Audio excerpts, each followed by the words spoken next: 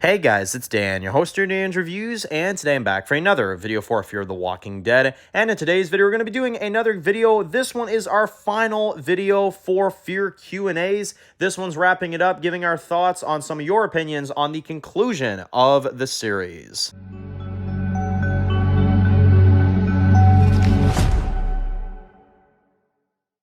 Alright guys, this one's going to be doing a review today. This one's going to be doing a review for Fear the Walking Dead. And in today's video, we're going to be doing what is our last ever exclusive to Fear Q&A video. That's right, guys. This is our last Fear Q&A that we're ever going to do for the series, at least the main series, because Fear the Walking Dead is on its final week. The show is wrapped up. The show is done. We're going to get some of your thoughts and your opinions and theories and all that stuff in this video. But just for anybody that maybe hasn't, been here on the channel, before the break and, everything like that, the way we usually do things is that when the Walking Dead universe is not airing, when things are not, going on with the Walking Dead, which for the next few months now we're not going to have any Walking Dead content airing, we always still do, every week, we do one Walking Dead universe Q&A, and that covers everything related to the Walking Dead. So just for anybody that's new to the channel, that's how it usually works, is that we usually stop doing the exclusive to one show Q&A, you know what I mean, when that show stops airing, which in this case is for Fear the Walking Dead. And now every week, basically, it'll just be a Walking Dead universe Q&A. So you can still ask the Q&A questions because we're going to do one next week. It'll just be overall for the franchise. We'll go back to that, you know what I mean? So, yeah, but at least for Fear exclusive Q&As, this is the last one. So thank you for your participation, and without further ado, let's get right into it. Starting off with Arya, who says that, Dan, do you see a scenario where Alicia and Madison end up in Dead City, where they confirmed that they were going to help people in LA, but they end up going to New York because there were people that needed them there as well, too? That would be cool to see an Alicia and Madison cameo in Dead City. I mean, I don't think it's like 100% necessary, but it would definitely be a cool thing to see for sure. Yeah.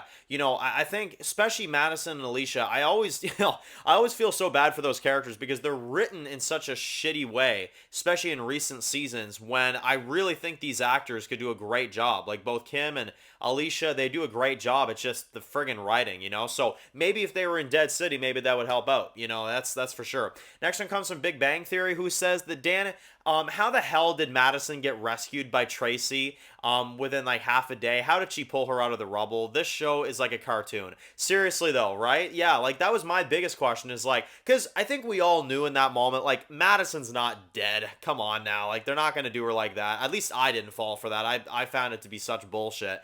But, yeah, seriously, how did this, like, what? I think this kid's supposed to be, like, 7 years old, 8 years old. Like, correct me on the age. I have no idea. But regardless, the kid is really young. How in the hell did she manage to get her out of the rubble, out of, all that shit, and then drag Madison all the way there? Like, that takes some friggin' strength, man. Like, that's not exactly easy to do, So, yeah, no, I found that to be absolutely unrealistic. The fact that, like, she saves Madison's life and, like, helps her and all that, like, yeah, no, these kids in Fear the Walking Dead are super geniuses, You got Mo, who is able to carry a 200-pound man into a houseboat after she stabs him, And then here you got Madison, pretty much the same thing with Tracy. She just carries her in, yeah, no.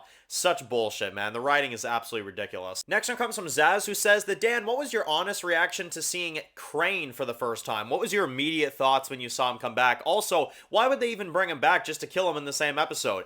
Exactly. That's the thing, right? And that's why I don't like Crane's return. It's absolutely random. It's out of nowhere. At least in my opinion, I think June should have just killed him in 806, to be honest, in revenge for what he did to Crane, or what he did to Finch, Dwight and Sherry's kid. I know that they begged June not to kill them, but like, come on, man. Like, seriously. Crane returns. He's still a piece of shit, and he dies within the same episode. I admittedly don't know what the point of him returning to the story was. I really don't. Like, Troy was a perfectly fine villain, and then he turns to good guy all of a sudden, and then he's being interrogated with Madison by Crane. It's like, it's such bullshit. The storytelling is absolutely horrendous. It's absolutely terrible. And yeah, Crane, absolutely waste of time. Absolutely. There was no purpose of bringing him back in the story at all. And I really don't understand what the point of him was. I didn't even like him in the first half, let alone bringing him back for this, Next one comes from John Dory, who says that, Dan, I gotta ask, Do you think that Fear the Walking Dead was better off having Morgan leave and having Madison in charge? Or do you think that Morgan might actually be a better leader than Madison? He thinks so because he feels like Morgan just made better decisions than Madison was making in the second half and all that kind of stuff. So, yes, as many times as I've said, and I'm not gonna, I'm not gonna beat this one to death because I've talked about this many times. Look, Madison.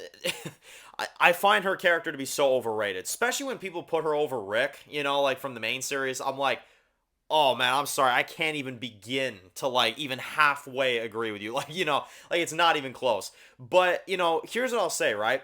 Madison, Kim Dickens is phenomenal. Love the actress. But, the character, I just don't like her. I don't like her. I didn't like her back in the early seasons, and I still don't like her now. I think, if anything, she's gotten worse, to be honest. She's selfish. She's all about herself. The character is inconsistent. The character, at one moment, they make it seem like she's the nicest person in the world, and then the next minute, she's doing, like, the shittiest of shitty things. Like, it's very inconsistent writing. I'll never understand why people like Madison. I really just don't get it.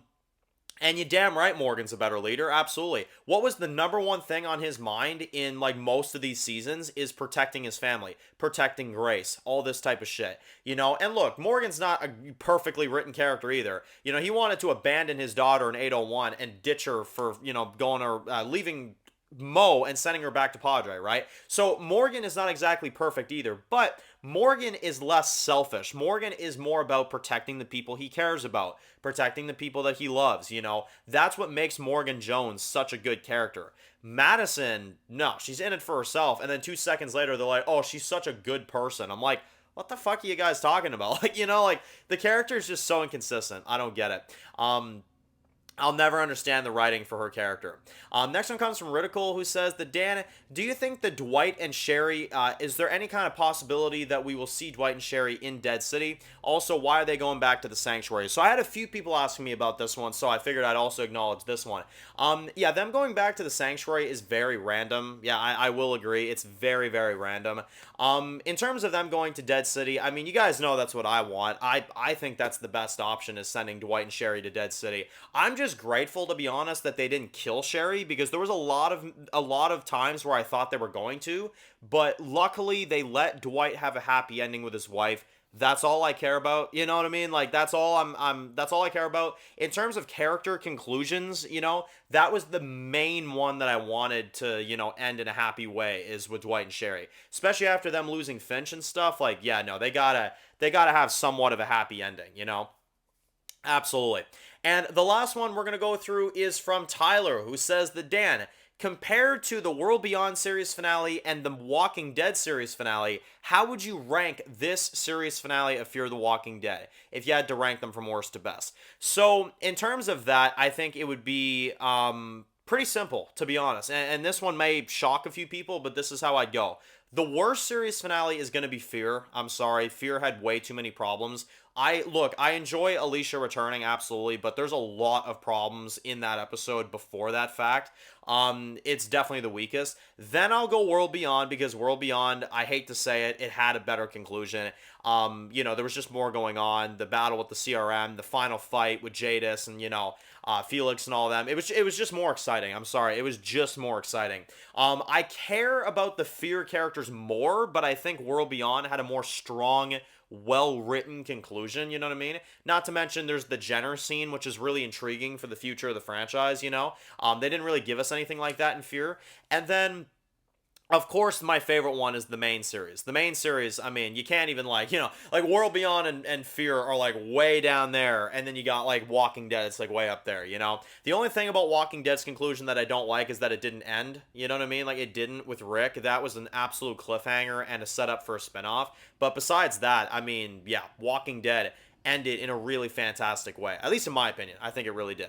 And I don't know if you guys hear that, but there's a snowplower going by outside, so apologies if you hear a big vroom, down the street. But anyway, that is it for this video, guys. Thank you all so much for your participation in the Fear the Walking Dead Q&As. It was a blast doing these over all the years, and as blast doing the reviews over all the years. We still got more Fear content coming up. I still got some more ranking videos I want to get done for this show. But anyway, thank you so much for all your participation, and of course, make make sure to leave some Q&A comments for the Walking Dead universe Q&A videos that'll start regularly going as, you know, of next week now that the Walking Dead is off the air. Every week we'll do a Walking Dead universe Q&A. It can be a question about any of the shows. It doesn't really matter which one. Just make sure to comment down below, and I'll try to include as many of them as I possibly can. So anyway, if you're new to the channel, guys, and you enjoyed this video, make sure to click the subscribe button to miss any of the videos for the Walking Dead universe. Make sure to follow me on Dan's The Walking Dead Reviews on Instagram, guys. And of course, I'll see you guys really soon for more videos for Fear the Walking Dead. Enjoy the rest of the day, guys, and peace out.